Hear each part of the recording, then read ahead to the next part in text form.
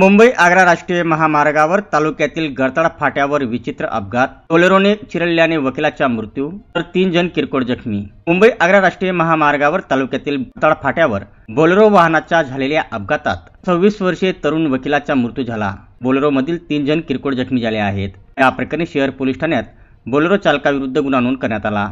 या अपघातात ॲडव्होकेट कुणाल उर्फ सोनू सुधाकर पाटील वय 26 राहणार तोंदे हल्ली मुक्काम वकील कॉलनी शिरपूर हा मयत झाला, तर बोलेरो मधील भूपेश मराठे, निलेश अजय सोनवणे व चालक गौरव नवसारे हे किरकोळ जखमी झाले। शहरातील ॲडव्होकेट कुणाल सुधाकर पाटील हा 18 ऑगस्ट 2024 रोजी रात्री मुंबई येथे कामानिमित्ताने जात असल्याने त्यास महामार्गावरील गरतड फाट्यावर रात्री 12:30 वाजच्या सुमारास ट्रॅव्हल्स पॉइंटवर त्याच्या काकाने सोडले। त्यावेळी तो मुंबईकडे जाणाऱ्या ट्रॅव्हलची प्रतीक्षा करीत रस्त्याच्या कडेला उभा होता।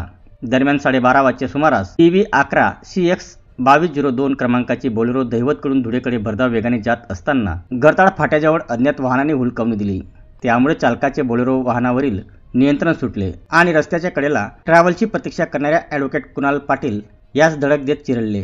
रस्त्याच्या कडेला बोलेरो उलटली। त्यामुळे ॲडव्होकेट कुणाल पाटील सह बोलेरो मधील भूपेश मराठे, निलेश अजय सोनवणे व चालक गौरव नवसारे हे किरकोळ जखमी झाले। त्यांना महामार्ग ॲम्ब्युलन्सने जखमी अवस्थेत रुग्णालयात दाखल करण्यात आले, तर कुणाल पाटील यास गंभीर दुखापत झाल्याने त्यास अधिक उपचारासाठी धुळे येथे रवाना करण्यात आले। रुग्णालयात दाखल करण्यापूर्वीच त्याचा मृत्यू झाला। ॲडव्होकेट कुणाल पाटील हा शहरातील विधितज्ञ ॲडव्होकेट सुधाकर पाटील यांचा एकुलता एक मुलगा होता।